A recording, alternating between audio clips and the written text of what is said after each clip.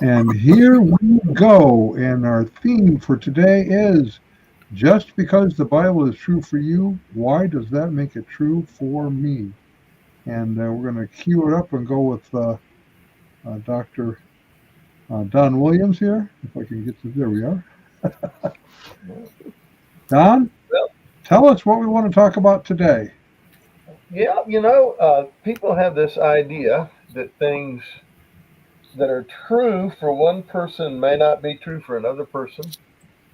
And it's easy to come up with examples of things of which this is so.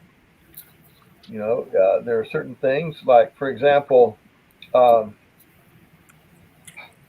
I have gray hair. That is true for me. It's not true for James. Oh, Uh, yeah, he's I working got on a it. few here. You know, but other things are true for everybody. They're just true, period.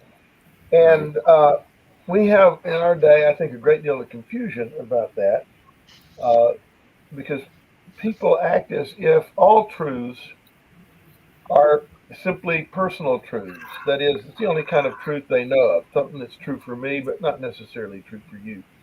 So let's start at the very beginning to try to see if we can gain some clarity about this and see if we can nail down some truths about truth. Francis Schaeffer had the phrase true truth, which he felt was needed to make sure people understood that he was talking about truth and not something else. But what do we mean by truth? Truth, here's my definition: truth is a property of propositions such that they correspond with reality. A proposition is not trying to talk some girl into marrying you. In this context, a proposition is simply a statement. It's what in grammar we call a declarative sentence. Hmm. So uh, if I say the sun went down a couple of hours ago, uh, that's a proposition. That's a statement that claims something is so. It tries to state a fact. So if you walk out the door and the sun is shining up about high noon, you say, that statement is false. That proposition is not true.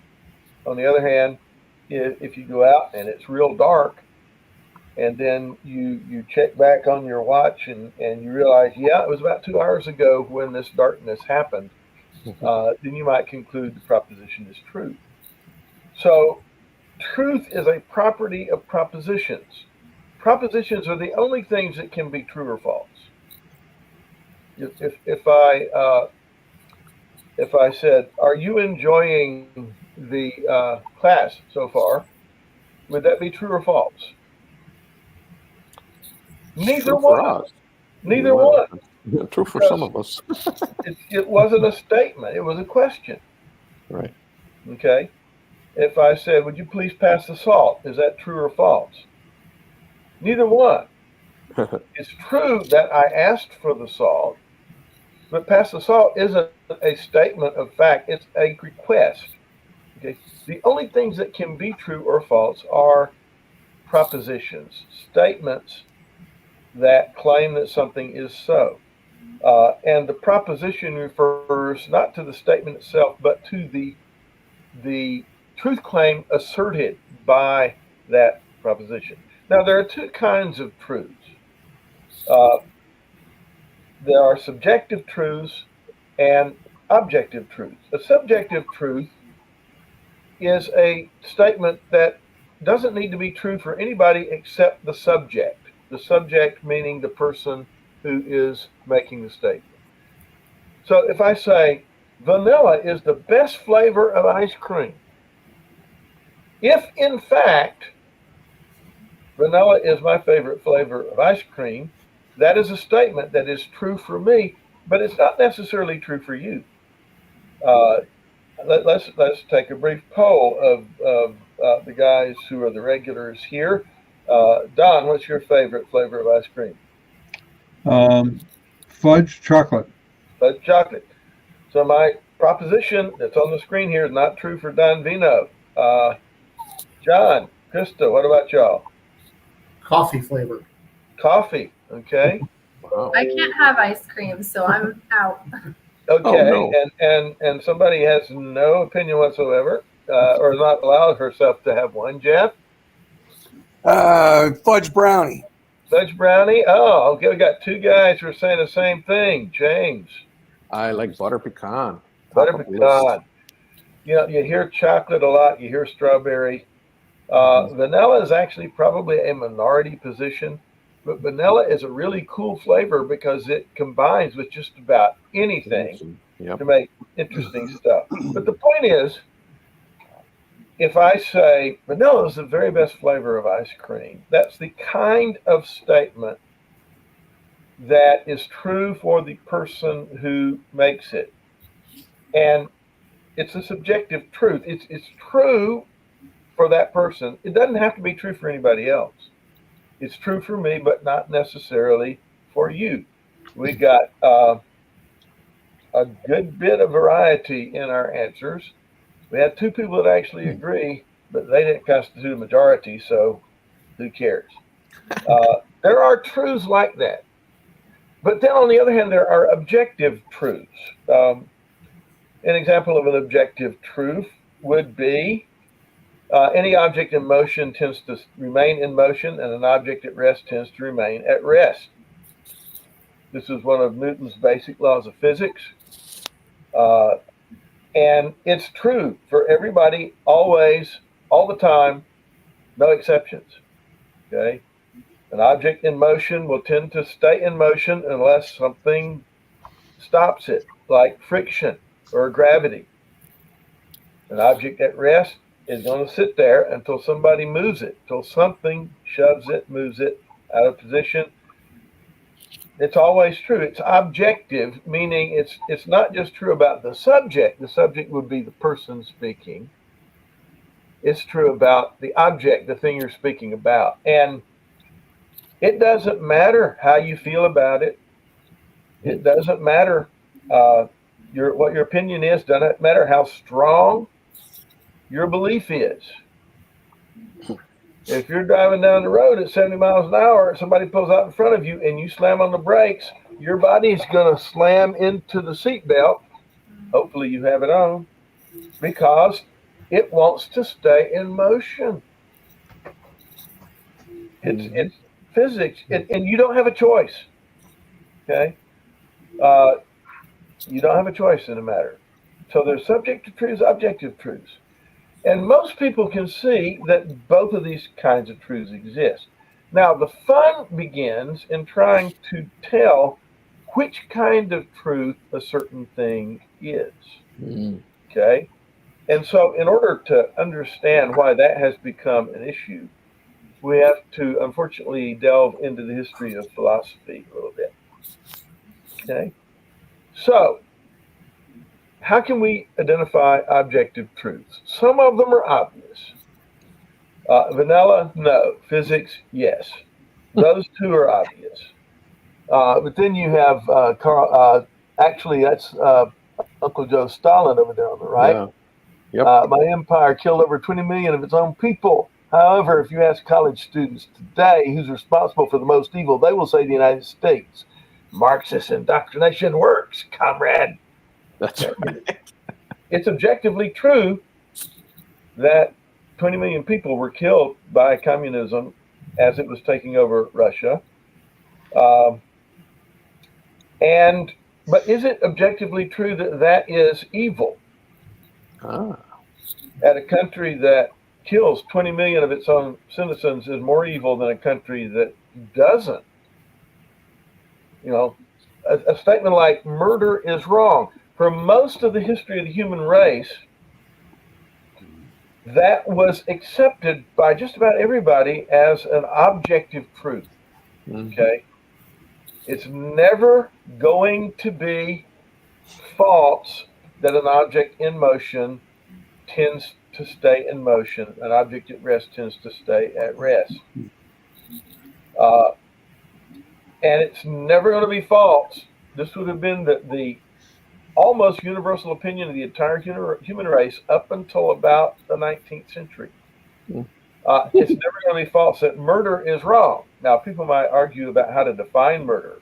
Does self-defense, is that an exception? Is a just war an exception to killing? But there are certain types of killing that are not justified, and they're just wrong, period. Okay? But today, people have an internal crisis if they want to try to say that just murder is wrong. This is objectively true, just the same way the laws of physics are. Is it true for a mafiosi? Hmm. I mean, it's not personal, it's just business, right? Is it true for the headhunter in the jungles of Amazon or Papua New Guinea? Is it true for the Marxist revolutionary who feels like that getting rid of the oppressive bourgeois capitalist society is worth any price?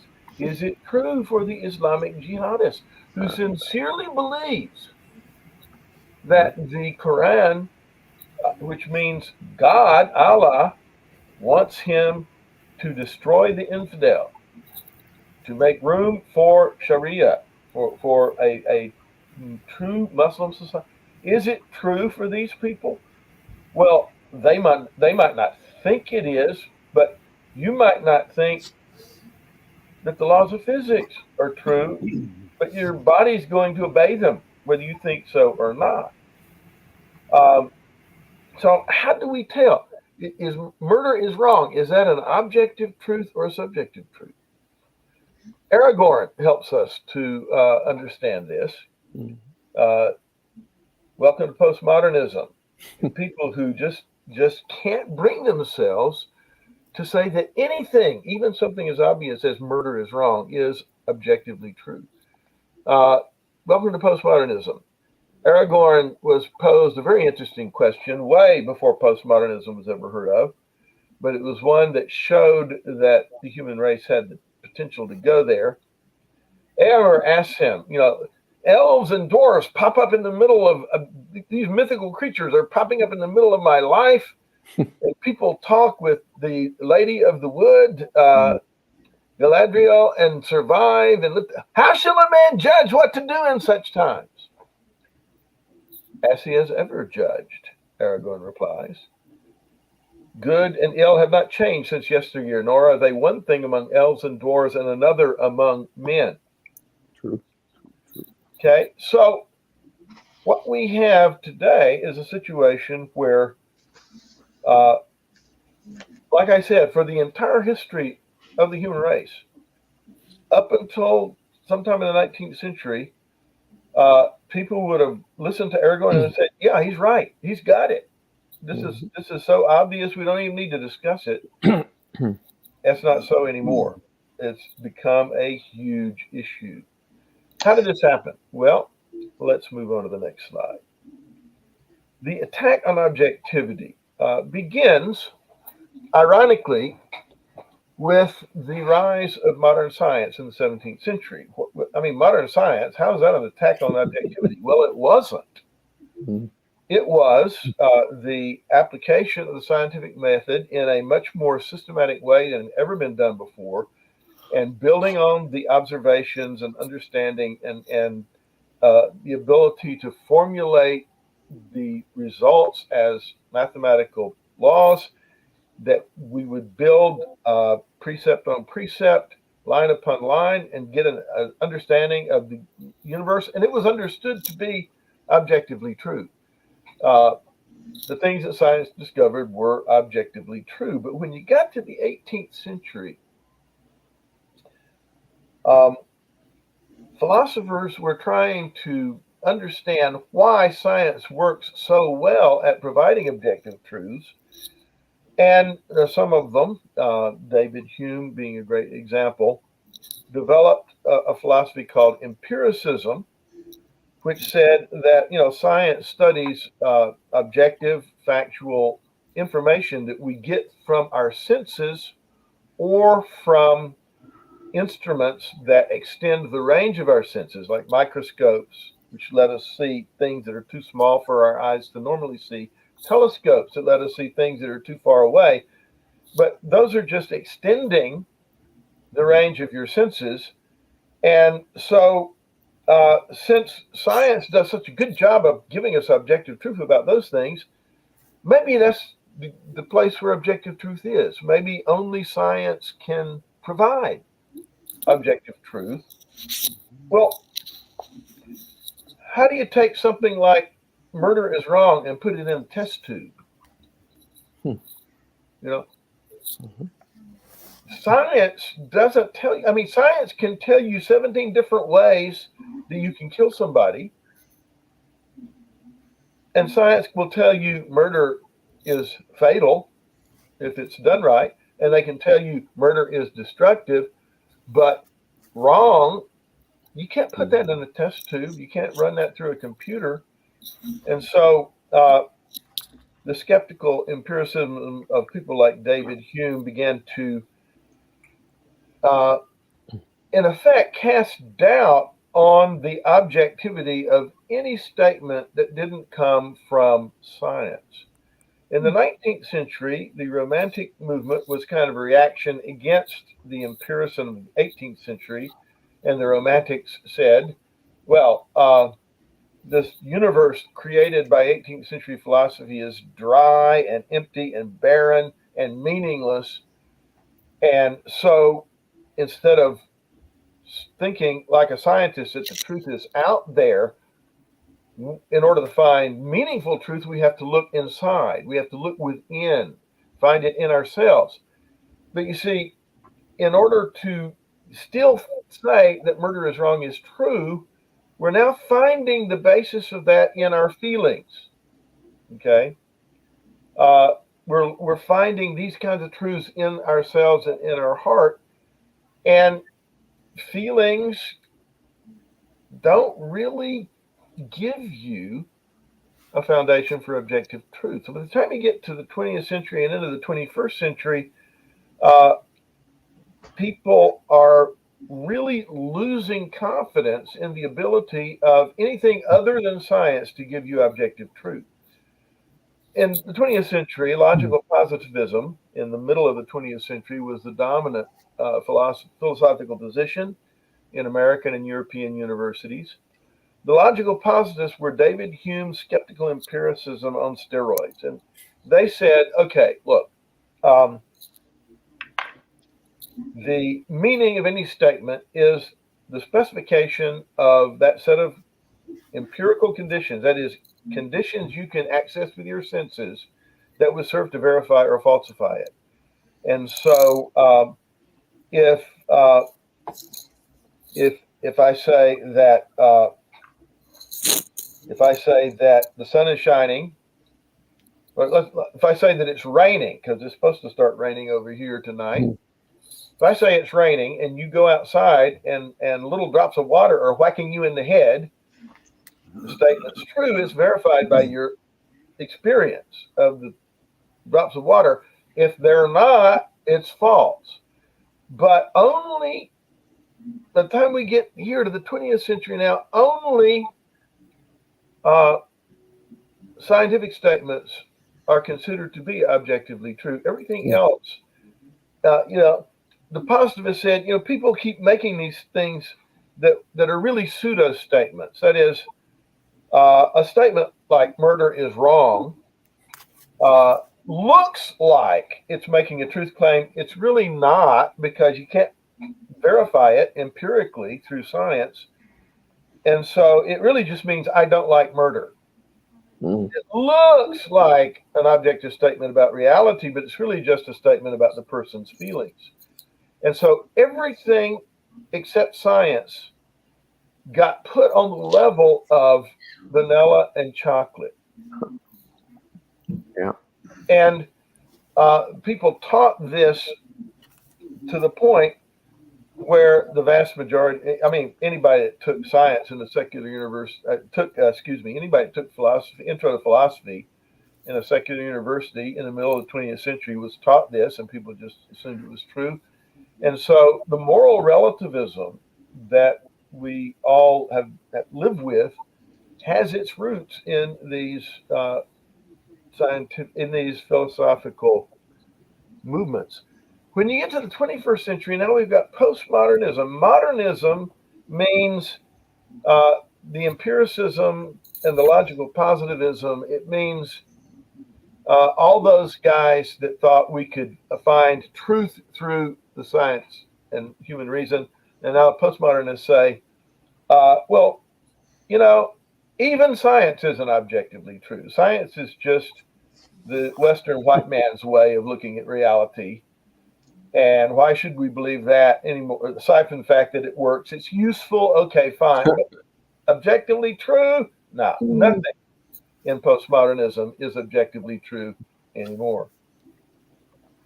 I hear some rumblings out there. Does somebody want to ask a question? What comes after postmodernism?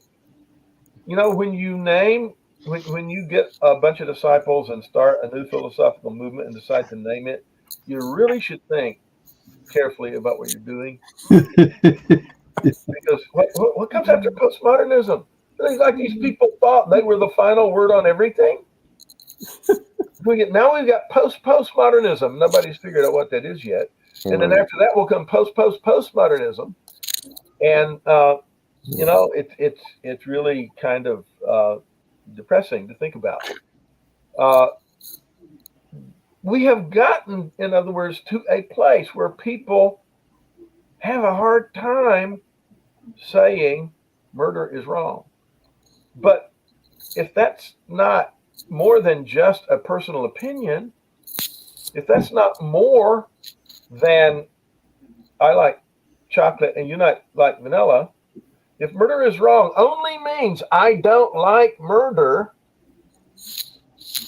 wow, we have found ourselves in a very, very dangerous place. We're in a pickle. So,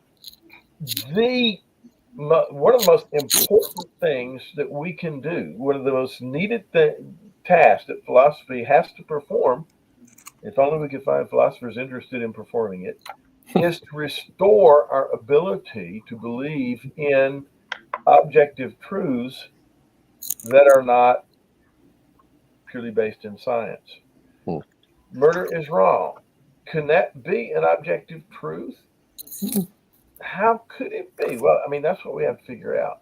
So, you know, we had these discussions, Jeff and I and others at the Parliament of World Religions, and nearly everybody that we would talk to on an issue, if we would ask them how do they know it's true, their response, what was their response, Jeff? Oh, I feel it inside. It just feels right. My inner knowingness informs me that it's true. One of the reasons that Star Wars became so popular, well, one reason is it told a really good story, at least in the original trilogy, and had some interesting characters and lots of cool effects.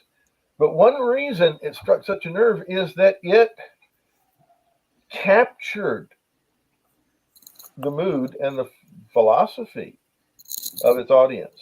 Luke, trust your feelings. Yeah. Look within yourself. No, you can't be my father. Luke, feel before feelings. You know it to be true. It's I mean, that is exactly where people are. Yeah. And there are certain things where trusting our feelings may not leave us in a good place. Right. Nobody, in fact, believes in moral. I mean, people think they believe in moral relativism, but you can prove that they don't by the simple expedient of stealing their wallet. They will not think that this is inconvenient. They will not think it's annoying. They will think it's wrong. Knock them in the head. And even if they'll resist it up to that point, do it to somebody they care about, and it's just wrong. Right. You know, and they cling to relativism until they're in that situation because they don't have to judge anybody, and because they can do whatever they want and have it philosophically justified, but they can't take it seriously. They know someplace deep down, they know that's wrong. That, in fact, there are objective truths other than scientific truths, and basic principles of morality are one of them. But how do we justify saying that? That's the question we have to ask next. So, quick question for you. Is this whole idea of postmodernism, I mean, it's not that modern. If you look back, Pontius Pilate asked Jesus, so what is truth? Shakespeare, life is sound and fury signifying nothing. These are all just different expressions of what we now call postmodernism. Is this worldview just a cyclical thing that comes up every couple hundred years and then is washed away as it crumbles down around people as they come to realize how empty and stupid it ultimately is? It really is different from those other things. Pilate, in context, are you a king? Yeah, I'm the king of truth. And, well, what is truth? I mean, what are you talking about? What do you mean? Pilate has decided Jesus is a nutcase, but he hasn't done anything to deserve death, so he's going to try to release him. But unfortunately, he yields to pressure and condemns an innocent man. But he knew that's what he was doing. He didn't actually justify it. He washed his hands in front of the crowd because he knew he was doing something objectively wrong. Wrong. Yeah. Shakespeare is kind of interesting too. She should have died hereafter. There would have been a time for such a word. Out, brief candle, life's but a walking shadow. It's a poor player who struts and frets his hour upon the stage and then is seen no more. It's a tale told by an idiot, full of sound and fury, signifying nothing. That's Macbeth. Better than me. That's Macbeth, who, because of unrepented sin, has gone insane. Okay? I mean, Shakespeare's not telling you that life is full of sound and fury signifying nothing. He's telling you that if you go down the path of unrepentant sin, you are going to get to the place where your life will feel that way to you because there is an objective moral order of truth and right and wrong, truth and falsehood that Macbeth is part of. And he destroys himself by making evil choices. Macbeth comes to the point where life feels that way to him because of his evil. Hamlet actually gives the line that is closest to postmodernism. There's nothing either good or ill, but thinking makes it so.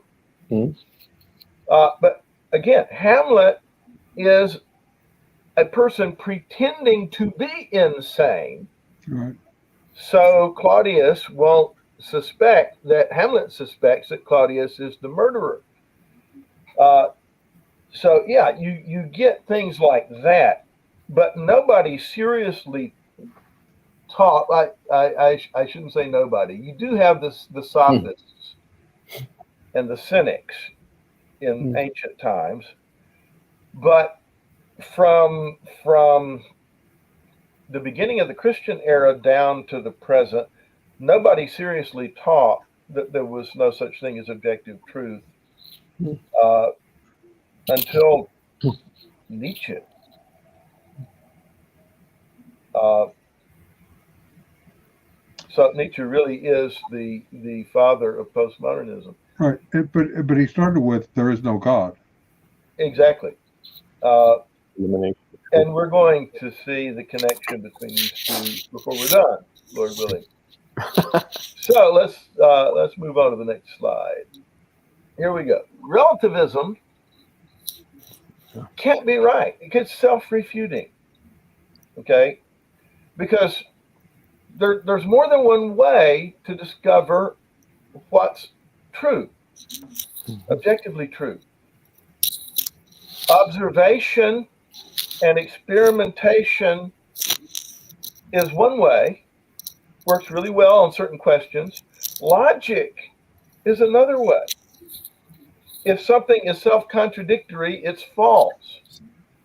So relativism, the idea that there are no objective truths, whether you limit it to morals or to everything, it's self-refuting. If you say everything is relative, well, what logically follows from that is that then everything is what? If everything is relative, then the statement everything is relative is only relatively true, which means everything is not relative, right? Because if you say everything is relative, I'm going to ask, what do you mean? Everything, is it only relatively relative or is it absolutely relative? If it's only relatively relative, then it's not. Everything is relative is a statement that cannot be true. And you can know objectively that that statement is false. Well, there are no absolutes. And whenever anybody says that to me, I will say, what do you mean there are absolutely no absolutes? Right. Because then there are no absolutes. If there are no absolutes, then there are no absolutes is not absolutely true, which means there are some absolutes, inescapably. Okay. Or how about, you should never judge another person? Well, then, if that's true, you cannot judge another person for judging another person. If you should never judge another person, then how are you going to judge me for judging you? I mean, like, these are things, we can know that certain things are false. And combining that with things we know from other things, other methods of finding truth, we can make some progress toward understanding where things are. So how do we get objectivity back in places where we need it? Like statements like murder is wrong. Okay. The modern and postmodern dilemma, and really, I think postmodernism, Tom Oden was right that postmodernism is misnamed. It really should be called hypermodernism. Mm-hmm. It thinks it's gotten past modernism, and all it has done is just taken modernism to its illogical conclusions. Mm. The dilemma is you're unable to affirm that murder is wrong, unable to judge the murderer, and forced into contradiction to avoid that judgment. All the contradictions we just saw.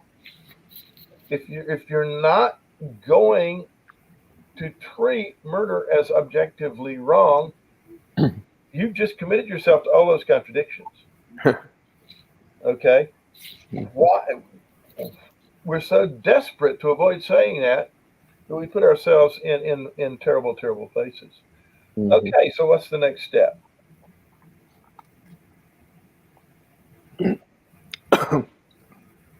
Modernism and postmodernism must be wrong because they self-destruct. They tell you they're wrong. I think it was Roger Scruton who said, if somebody tells you that they're incapable of giving you truth, believe them. For sure. So we can no longer reduce all non-science truth claims to "I like chocolate." We just can't. You can't honestly do that. I mean, people are going to still do it, but you can't honestly do that once you see it. See, you're going to throw that in. Honestly. Minor little detail. So it follows then that the Bible is true for you and me if it contains objective truths. Okay, we've established that there are some objective truths in the world, and we've established that there are more of them than the logical positivists or the postmodernists will tell you. And so if the Bible contains objective truths, then it would be true for you and me, not just me or you, and we don't just get to decide if we like it or not. All right. Oh, man. The Bible certainly contains objective truth claims, like Jesus rose from the dead. That is not a chocolate vanilla statement. It is a objects at rest and objects in motion statement. It's either true or false. If it's not true, it's false. That's not the kind of thing that can be true for me, but not true for you, or true for you, but not true for me. It's either true or false.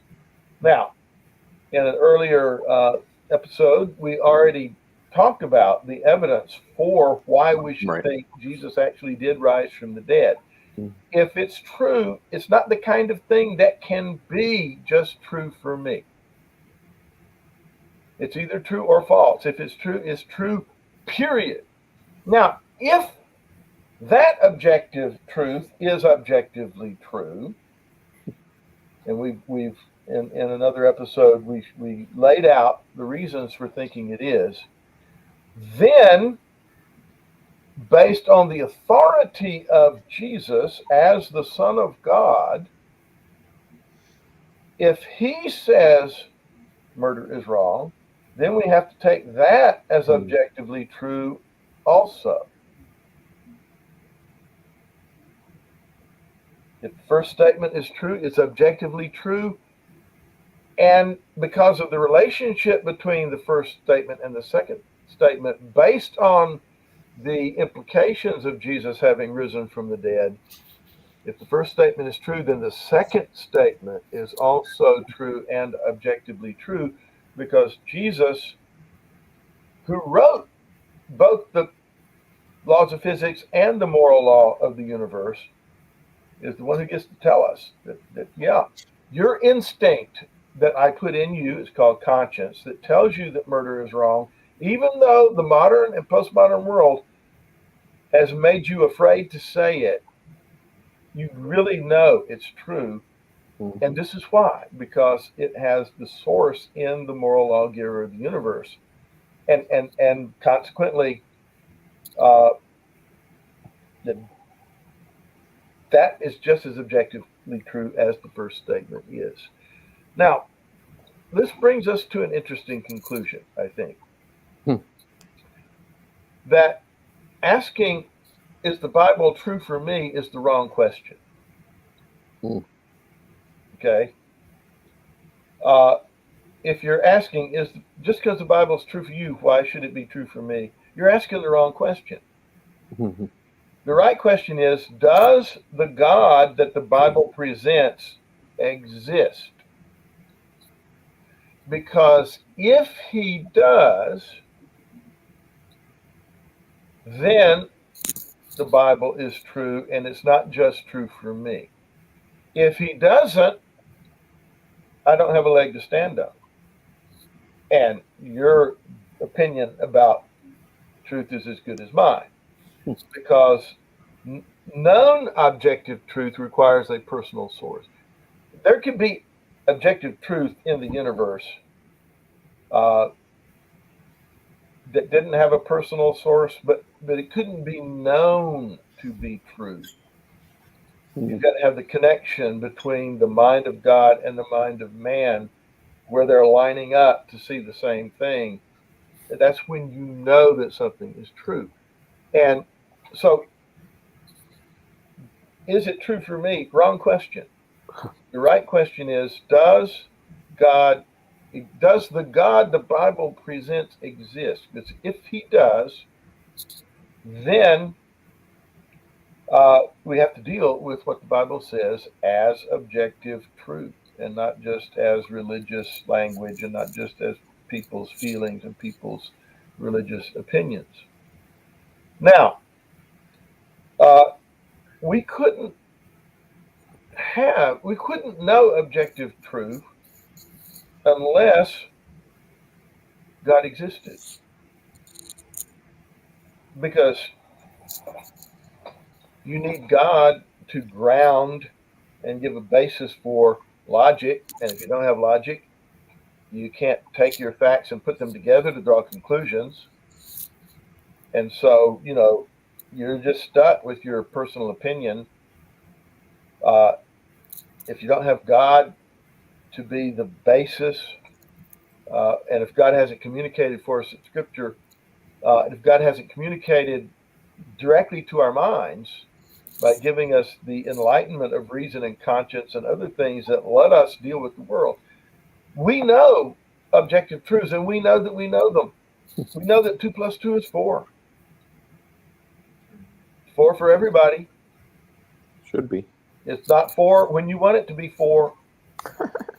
You know, if you treat 2 plus 2 is 4 as a subjective truth and you balance your checkbook, pretty soon the bank is going to stop paying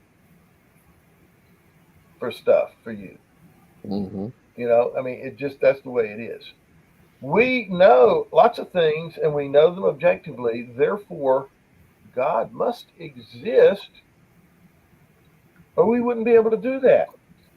If God didn't exist, objective truth wouldn't exist, and we wouldn't have minds that would be able to grasp it.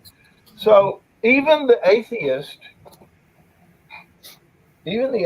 knows that 2 plus 2 is 4. Even the atheist knows that if he wants to leave the room, he ought to use the door and not one of the walls. You know, he knows all kinds of stuff that's subjectively true. Lots of atheists know that an object in motion tends to remain in motion, and an object at rest tends to remain at rest. Unfortunately, a mind in motion also tends to remain in motion. But there is a point where the mind wants to settle down and be at rest, and that point is to know as true what is really true and what we can depend on and build our lives on. And so, therefore, the Bible is true, and it's the kind of truth that's not just true for me or for you. It's true for me, and if it's true for anybody, it's true for all of us. Non-Christians take that as a threat because they want to preserve their lifestyle and what they think of as their freedom. But if there's no objective truth, if you can't say the murderer is wrong,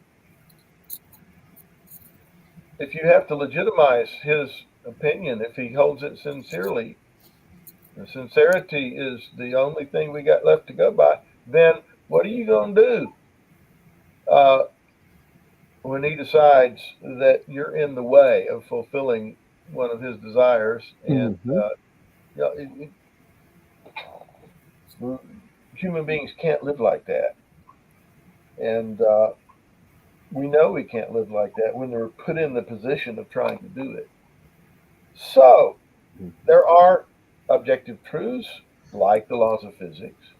There are subjective truths like the flavor of ice cream. There are truths that are obviously one or the other. There are other truths like basic moral principles that today have become controversial, but our instinct that those truths are real truths, even if we have to suppress it in order to be good postmodernists and good modernists, yeah, it's right. And we kind of know deep down that it is. And I hope that we have shown that it is philosophically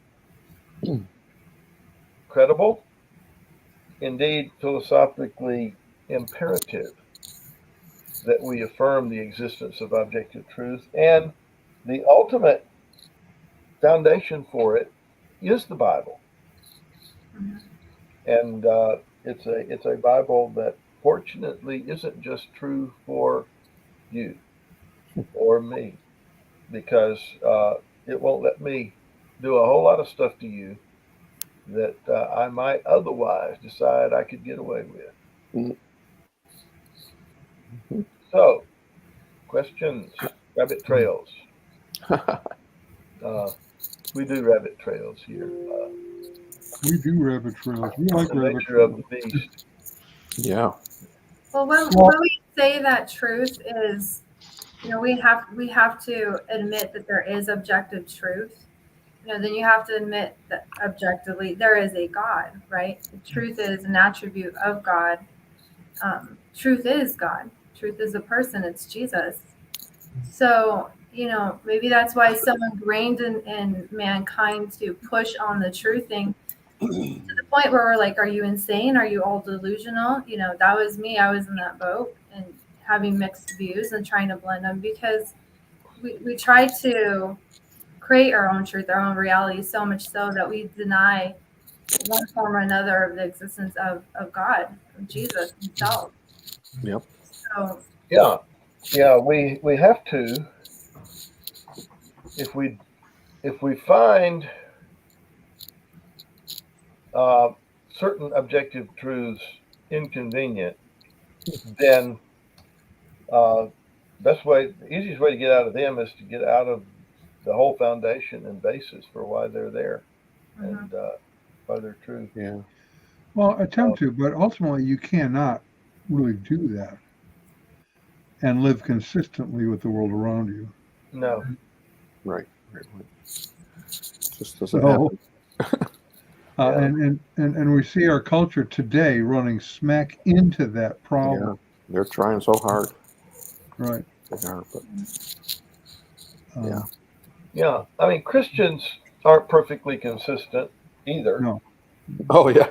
The difference is that Christians are inconsistent because we're imperfect and we're not consistent. Right. But our Christianity doesn't force us to be inconsistent. Whereas the person who thinks that everything is relative and there are no absolutes, his very beliefs are forcing him to be inconsistent all the time. Right. That's the difference. Is we have the possibility of consistency.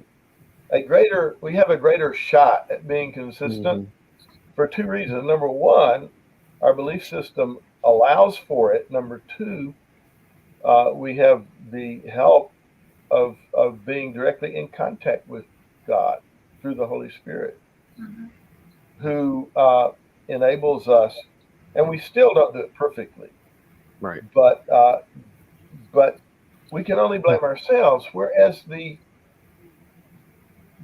secularist has to blame his own philosophy for his inconsistency because it doesn't allow for consistency, and he has to be better than his philosophy in order to just live.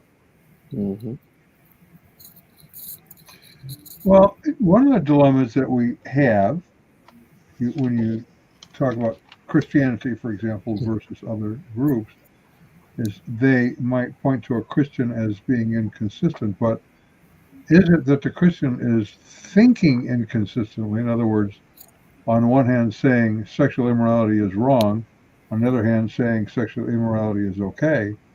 Or is it that they do believe it's wrong and still engage in it contrary to their beliefs? In other words, they're not denying it's wrong, they're just acting badly. Right. The belief is still there, but it's just not practically not being acted out. It's not being acted out. Right. So Or it's it not is. denial of it, they're just Right. not acting it out. Right. The action. Yeah. Well, But wouldn't you say that our society as a whole, and it to a certain extent, kind of live according to that train of thought? You have a lot of trans folks, right? And we see a lot of studies coming out that show, how damaging it is, and you see as in kids that will start transitioning in high school or even younger, and they're just developing. They're finding their identity of sorts, and they're losing themselves in a sense where they come. Sorry, I'm losing my train of thought a little bit. When they mature and they realize what they've been through, then they see that, I was, Big boo-boo. yeah, this is a mistake. I was almost talking myself into believing a lie, because it is, is that the truth? No, it's not the truth. And even, and we want to rabbit trail a little bit more. If you take it to the government side of things, Oh boy. so what is the judicial system? What does that really look like? what objective truths have they set in place, to protect their children Should have. from thinking that it's okay doing these things to my body, it's okay. And guess what, mom and dad, if you tell me no, then this is, right, you're doing something that's wrong, I'm doing something that's right. Mm-hmm. It's like we're walking a very fine line. We're going to have truth over here and a lie over here, but somehow we're going to try to blend the two and exist off of that. It just doesn't work. Yeah. Wasn't. And that's a fine line, and the line is wobbling. Yeah, big time. Like that fence is getting ready to fall down. Ready to. Whoop. Yeah. And Well, a garrote is a very fine line. Yeah. Yes, it is. The courts, I think, are facing a dilemma because they're having to rule on cases that no case law really exists for. Yeah, it should be up to the legislature, but they're too lazy to be that divisive. Right. Well, if they look backwards a little bit, even 10 years ago, if someone came to you and said, I feel like I have to cut my leg off because they should have been born with one. Yeah. They wouldn't have allowed that. Self-harm would not have been allowed legally. Right. But now, because it's being couched in a medical procedure, I don't think most judges know what to do with that exactly. Yeah. There's no precedent for it. Yeah. Interesting, though. I wonder if anybody's going to actually come up and say, hey, I should have been born one leg and, get rid of this one. I don't think that's going to happen anytime soon. Because like you said, people are not living the way they actually think. So, unless they lost their marbles. People tend to think of absolute truth as a threat. Mm-hmm. Yeah. And it's important that we be able to show them the liberating effect that it has. Mm-hmm. Okay. So,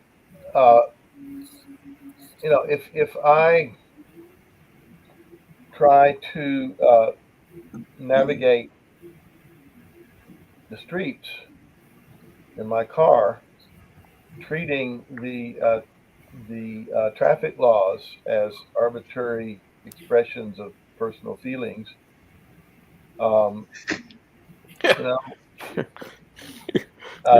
pretty soon I'm not going to be navigating the streets anymore. Yes. It's like relatively or not. If you decide, it really does not objectively matter which side of the road I drive on, or red lights are just a suggestion. Sooner or later, the laws of physics are going to catch up with you. In order to have freedom, you have to understand where the road is and where it's not. Exactly. And a train has freedom to move as long as it's on the tracks. Mm-hmm. When it leaves them, its freedom is gone. And so people fear objective truth. They fear absolutes because they think it's going to take away their freedom. Mm-hmm. And it's important to understand, in fact, unless certain objective truths, like the ones we've been talking about, are in place and respected, you actually have no freedom because you destroy yourself. Mm-hmm. Exactly. And, how much freedom does a drug addict have? Mm-hmm. How much freedom does a sex worker have? Right. How much freedom does a young person have who engaged in sexual immorality and now finds themselves under pressure to deal with a child medically in abortion, it's like your hand is being forced by all kinds of things to do things that an awful lot of the people who do them, even though they defend their right to do them, find them very distressing, Right. and haunted by them the rest of their life. And they're not doing them because they're free to do them. They're doing them because they feel forced to do it. Because you have given up really your freedom by not following what Scripture teaches us is the way of life that actually fulfills how we were created to be. And this happens on many, many levels. So it's important to be able to defend objective truth and refute relativism as we're doing it. I think we need to put a lot more emphasis on the fact that this is actually the structure that makes freedom possible. Right. And makes freedom meaningful. Yes. That is a message people desperately need to hear, because otherwise they're going to reject everything that I've said tonight simply because they're like Gollum with the elephants. We doesn't want them to be. And that's where an awful lot of conversations end up, is some version of that. It does. If people don't feel, if people don't see the glory and the joy of being able to deal with reality as God has revealed it to us, then even if they know we're right, they're still going to reject it. Yeah. He doesn't want it to be. Yeah. Right. Right. Well, and we're seeing a lot of that, and of course it's destructive to the individual, those are in contact with, and the broader community, as unfortunately we're watching happening. So. Yep. Man suppresses the truth, even if they see it in front of it, they don't want it. Yeah. Romans 1. Going with that, our friend Bill Hansberger has a saying that there are 5 basic worldviews. Jews and Christians believe in love your neighbor. Muslims believe in kill your neighbor. And Hindus and Buddhists believe your neighbor doesn't exist. I'd say there's the 6th belief, which is postmodernism, which is who cares about your neighbor. Right. Anyway, with these 6 worldviews, they all believe they have the truth, especially the religious ones. Obviously, the postmodernists don't believe in truth, but all these other faiths believe in truth, that they have the truth. So, I guess this is the core of everything we talk about, especially your whole career, Don, Vino, is how do you convince them that their truth is the wrong truth and that ours is the right truth, and that you should love your neighbor, not kill your neighbor? Okay, that's a great question. And my response is severalfold. First, I don't. That's God's job. Second, I use questions to help them to think differently about what they claim to believe. Because in most cases, Islam's a little different, but in most cases, Buddhism or Hinduism, for example, they are not living consistently with what they claim to believe. Right. And so if I can ask the right questions and God uses that and he's working in it, he can use that to bring them to the realization that they're not living consistently with what they claim to believe, so that they can begin transitioning to something else. And I have seen that happen in my life a number of times, but it often doesn't happen like in 5 minutes. Right? It's usually a lengthy time, and sometimes you don't even see it. So I'm working on a talk. I'll be speaking in a church in the area here pretty soon, and they're trying to figure out exactly what we want to do the first time. And I thought I would talk about prayer and coming to the faith and give my testimony. And it kind of is, it's interesting to me as I look back on it, is I grew up in a home, my dad was an atheist. Now, he wasn't a philosophical atheist like Don. He had an eighth grade education. He frankly just wanted to live badly, and God interfered with that. And so he just denied God existed and then went and did what he wanted to do. And it was harmful to everybody. So I had, no really religious upbringing, didn't go to church. My mother didn't go to church. She was in the New Age pretty much before the New Age was the New Age. Read mostly New Age kinds of books. Edgar Casey, went and had her fortune told, all sorts of things like that. That was sort of my religious experience, if you will, and I thought that was kind of just weird. So I sort of fell on the side of my dad. Thought evolution was true. Met a young lady, started dating. What we didn't know until later is her grandfather had started praying for me. And not only that I would come to the faith, but I would become a preacher. Never said anything to me about that. We dated 3 years. We got married. We were married 3 years. We had our son. Joy asked me to read some books about prophecy, but then it evolved into other things because just because some prophecy might come true, you have others who claim to be prophets and seers and so on. So I ended up having to kind of work my way through, is the Bible reliable, those kinds of questions. And I ended up becoming a Christian.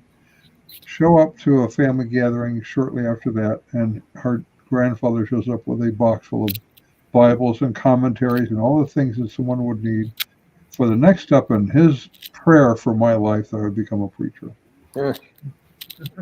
Joy said she's not going to be a pastor's wife, so that's really not going to work out. She doesn't do phonograph and she doesn't play piano. It's really dangerous to have grandfathers praying for you. Well, but here's another part of the story, though, that comes out later on, is we ended up going in ministry to Jehovah's Witnesses. Sometime down the road, after several years actually down the road, a woman called about to commit suicide. She was a Jehovah's Witness. As it happens, she's the woman who persuaded the other Jehovah's Witnesses to join this bowling league all those years earlier that touched Joy's heart and got her involved with this, which brought me into this. She ended up coming to the faith, and her husband and all of her kids came to the faith. And through that, we find out this really interesting thing. We had been prayed for much longer than that, although not directly. He was a Jehovah's Witness for 35 years. His elderly Baptist aunt in Milwaukee, Wisconsin, had been praying for him every day for 35 years to come to the faith. So look at how all of this works out with prayer and salvation and God putting people in your life that he's going to reach with you. Is his elderly aunt had been praying for me, for him, for his salvation. God moved on Joy's grandfather to pray for me and for us to come into the faith. And we then met up with these Jehovah's Witnesses and became engaged with trying to reach them for the faith, which is what brought him to the faith. That's a complicated pathway. But I think that's the answer to your question, John, is God's hand has to be in it. Yeah. Our task is to ask the questions, to learn all we can, to love them, to pray for them, and to be used by God whenever possible. And there's always opportunities. Some are more for me than they are for others, but they're there if you can kind of recognize them and be prepared for them. True. So. Yep. So that's the world views, and you ask the question. It's the same question like all the world views, because the point is they are living inconsistently with what they claim to believe. Exactly. This is true. Yeah. I think the best thing to do is to have God be involved, because once we put our hands in the pot, it just the stew is messed up. It doesn't taste good, and you're gonna goof it up. Just let God do it. The Holy Spirit do it. Yep. That, as we come to the end of the hour, is objectively true. True. Oh man, I want to be subjective. All right. And to everyone who is actually watching us, thank you. Yes.